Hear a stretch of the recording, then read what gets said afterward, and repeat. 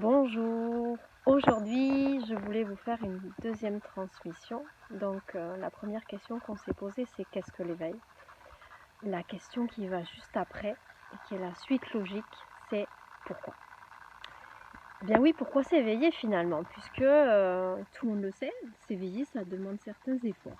Ben oui, parce que on a expliqué dans la première transmission que finalement l'être humain il fonctionne principalement dans le premier niveau de conscience qui est l'inconscient. Et puis il va fonctionner, alors c'est le ratio pour vous donner un peu une idée, c'est 95% d'inconscient pour 5% de conscient.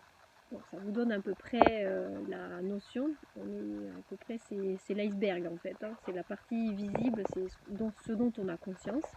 Et la partie invisible, qui est en fait la plus grosse, c'est la partie dont on n'a pas conscience. Et alors tout ce qu'on a comme réaction violente, comme choses démesurées, en fait, ça vient de nos mémoires, de notre inconscient.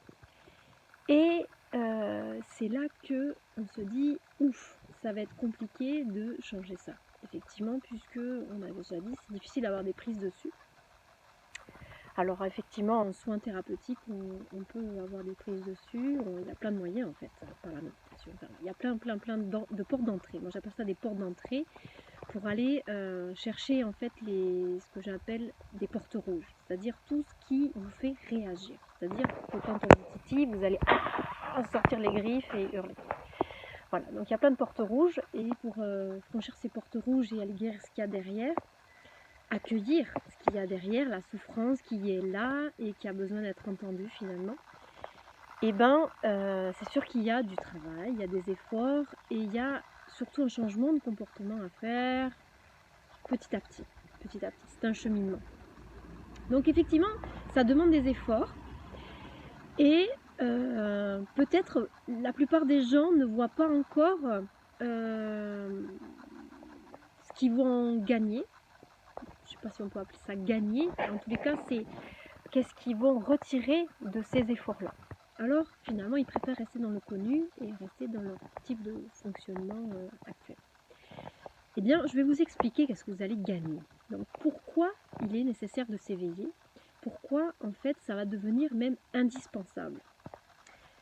Eh bien c'est parce que la crise que l'on vit actuellement, là le coronavirus, ce n'est finalement qu'un début.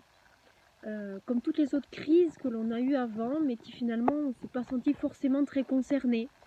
Les crises écologiques, enfin bon, etc. Les crises, il y en a plein dans le monde. On ne se sent pas forcément concerné. Sauf que plus ça va aller finalement, et plus on va être partie prenante de toutes ces crises. Et comment vivre au mieux justement des choses qui nous chamboulent, des choses qui finalement vont mettre à mal nos habitudes, mettre à mal ce qu'on avait jusqu'à maintenant toujours fait en fait, et toujours pris les mêmes manières de faire en fait. Donc ça va être tout mis à mal. Et comment peut-on faire pour vivre cela de façon plus sereine? Et bien la seule manière c'est d'élever sa conscience. Il n'y a pas d'autre façon en fait de faire.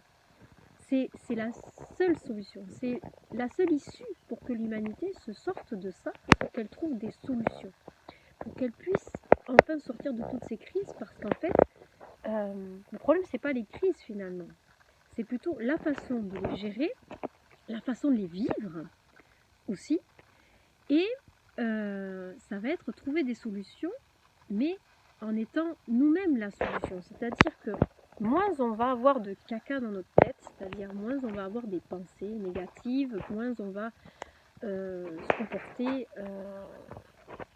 d'une manière à répondre à une peur finalement, puisque nos comportements répondent généralement à des peurs. Nous faisons des choix par rapport à des peurs et non pas par amour pour nous-mêmes ou par amour pour le reste du monde. Donc il va falloir changer ce paradigme-là, et c'est ce premier paradigme-là qu'il faut mettre en avant, en fait, et qui changera le monde.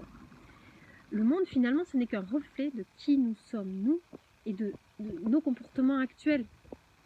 si le monde va mal, c'est parce que chacun individuellement, nous allons mal. Parce que nous, chacun individuellement, nous avons des souffrances à régler. Et parce que nous ne les prenons pas en charge. Et parce que nous rejetons la faute sur ce qui se passe à l'extérieur. Donc voilà, donc reprenons nos responsabilités. Et avançons tout doucement vers cet éveil, puisqu'il nous ouvre les bras.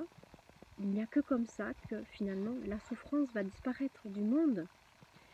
La souffrance, c'est juste la non-acceptation de choses. C'est juste la non-acceptation de ce qui est.